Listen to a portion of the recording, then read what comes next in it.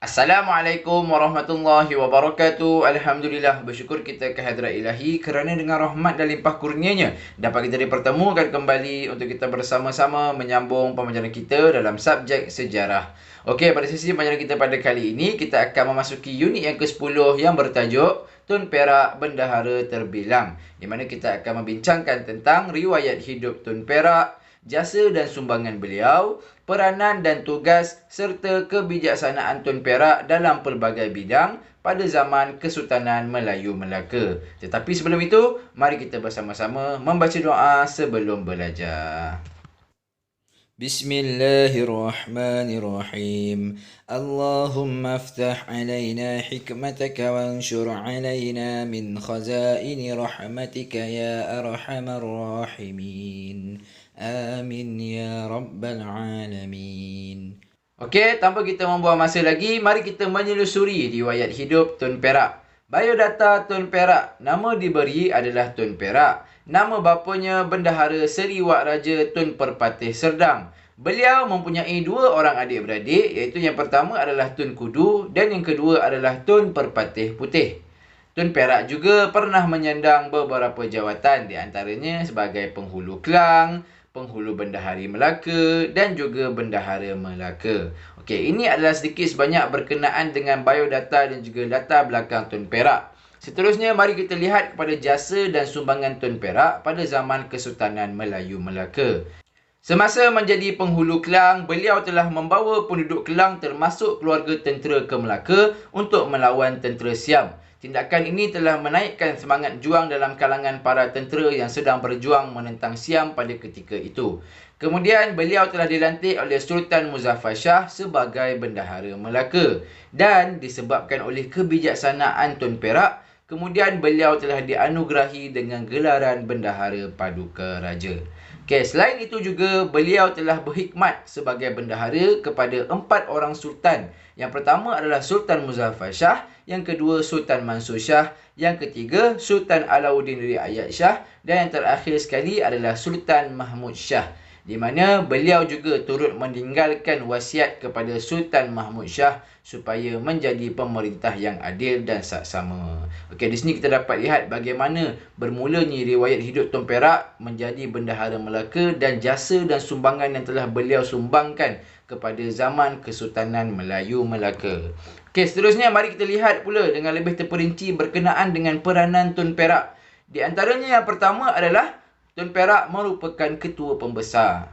Tugasnya adalah menjalankan tugas Sultan apabila Sultan gering atau keluar negara. Sekiranya Sultan gering, iaitu sakit atau keluar negara atas sesuatu urusan, maka Tun Perak lah, iaitu bendahara lah yang akan menjalankan tugas-tugas Sultan. Seterusnya, menjalankan tugas pentadbiran dan memastikan pelaksanaan undang-undang Melaka dipatuhi oleh semua rakyat. Yang kedua adalah Tun Perak juga berperanan sebagai penasihat Sultan.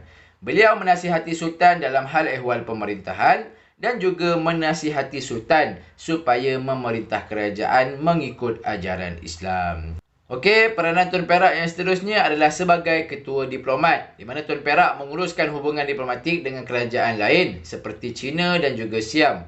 Tun Perak juga turut menyambut kedatangan utusan dari negara luar seperti dari Pasai dan China yang datang ke Melaka. Dan terakhir sekali, beliau juga turut menghantar rombongan persahabatan ke Siam. Okey, maksudnya di sini adalah sekiranya Melaka hendak menjalinkan hubungan diplomatik dengan negara luar, maka Tun Perak lah yang akan menguruskan perihal tersebut. Begitu juga sekiranya kerajaan luar yang datang untuk menjalinkan hubungan diplomatik dengan negeri Melaka, maka Bendahara Tun Perak lah yang bertanggungjawab sepenuhnya atas urusan hubungan diplomatik.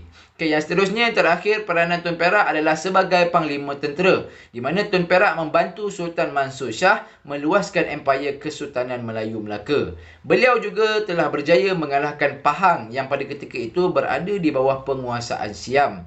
Dan yang terakhir sekali, Tun Perak juga turut membantu Sultan Pasai yang menghadapi perang saudara. Okey, yang seterusnya mari kita lihat pula berkenaan dengan kebijaksanaan Tun Perak, di mana kebijaksanaan beliau telah menyumbang kepada kegemilangan Kesultanan Melayu Melaka. Kebijaksanaan Tun Perak ini merangkumi pelbagai bidang, di antaranya pentadbiran, pertahanan, diplomatik, agama Islam dan juga dalam urusan mempertahankan Kesultanan Melayu Melaka. Okey, mari kita lihat dahulu kepada bidang pentadbiran, di mana Tun Perak telah berjaya mewujudkan kerjasama yang erat di antara Sultan dengan pembesar dalam pentadbiran Melaka. Kerjasama ini telah berjaya meluaskan Empayar Melaka meliputi Tanah Melayu, Pantai Sumatera dan juga Kepulauan Riau Lingga. Di mana kita boleh lihat peta tersebut, warna ungu itu adalah kawasan Empayar Kesultanan Melayu Melaka, di mana kerjasama yang erat ini telah membantu Melaka dalam meluaskan empayarnya. Dan seterusnya mari kita lihat pula dalam bidang pertahanan, di mana pada ketika ini tentera Siam hendak menyerang Melaka. Tetapi Tun Perak yang bijaksana telah mengarahkan supaya jamung dipasang pada setiap pokok bakau di sepanjang pantai. Disebabkan oleh ini, tentera Siam telah membatalkan serangan ke atas Melaka. Sebab apa? Sebab mereka menyangkakan ramai tentera Melaka yang telah bersiap sedia di sepanjang pantai tersebut. Okey, boleh lihat dalam gambar yang Ustaz telah sediakan. Okey, yang seterusnya adalah berkaitan dengan urusan hubungan diplomatik, di mana Tun Perak telah berjaya mengekalkan keamanan dan menjamin keselamatan Melaka daripada ancaman luar. Di antaranya, Tun Perak juga turut menulis surat kepada Raja Siam untuk menjalinkan hubungan persahabatan, dan Raja Siam telah menyambut baik hasrat tersebut. Okey, di sini kita boleh lihat bagaimana Tun Perak telah menjaga hubungan diplomatik dengan baik bagi mengekalkan keamanan dan menjamin keselamatan Melaka daripada sebarang ancaman-ancaman luar.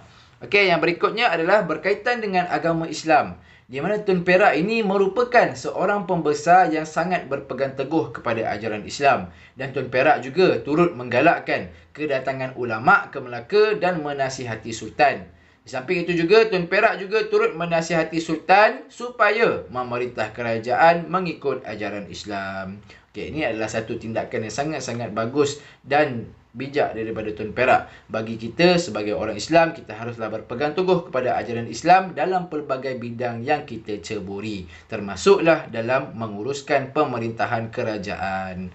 Okey, yang terakhir sekali adalah berkenaan dengan mempertahankan Kesultanan Melayu Melaka, di mana telah terjadi satu peristiwa anaknya Tun Perak, iaitu Tun Besar, telah dibunuh oleh Raja Muhammad. Disebabkan oleh apa? Disebabkan oleh peristiwa Desta Raja Muhammad, iaitu Tengkolok Raja Muhammad jatuh terkena bola raga yang disepak oleh Tun Besar. Lalu, Tun Besar telah dihukum bunuh oleh Raja Muhammad. Tetapi Tun Perak melarang pengikutnya untuk menuntut bela atas kematian anaknya. Sebaliknya, Tun Perak meminta mereka supaya terus taat dan setia kepada Sultan. Okey, di sini kita dapat lihat bagaimana Tun Perak terus mempertahankan Kesultanan Melayu Melaka dan menjaga kedaulatan Kesultanan Melayu Melaka. Dan insya-Allah secara kesimpulannya kita dah lihat tadi, yang pertama adalah berkenaan dengan riwayat hidup Tun Perak. Okay, kita dah mengetahui bagaimana latar belakangnya dan juga biodata dirinya, tentang siapakah nama bapanya, nama adik-beradiknya dan juga beberapa jawatan yang pernah disandang oleh Tun Perak. Begitu juga kita lihat berkenaan dengan jasa dan sumbangan Tun Perak. Di antaranya adalah beliau telah berkhidmat sebagai bendahara kepada 4 orang sultan. Dan di samping itu juga kita dah lihat juga berkenaan dengan peranan Tun Perak. Di antara peranan-peranan Tun Perak adalah menjadi ketua pembesar, penasihat sultan, ketua diplomat dan juga panglima tentera. Dan yang terakhir sekali adalah kebijaksanaan Tun Perak dalam mempertahankan kedaulatan Kesultanan Melayu Melaka. Di antaranya dalam bidang pentadbiran, pertahanan, diplomatik dan juga agama Islam. Dan insya-Allah setakat itu saja pembelajaran kita pada kali ini. Sehingga kita berjumpa lagi pada masa yang akan datang. Wabillahi taufiq wal hidayah. Wassalamualaikum warahmatullahi wabarakatuh.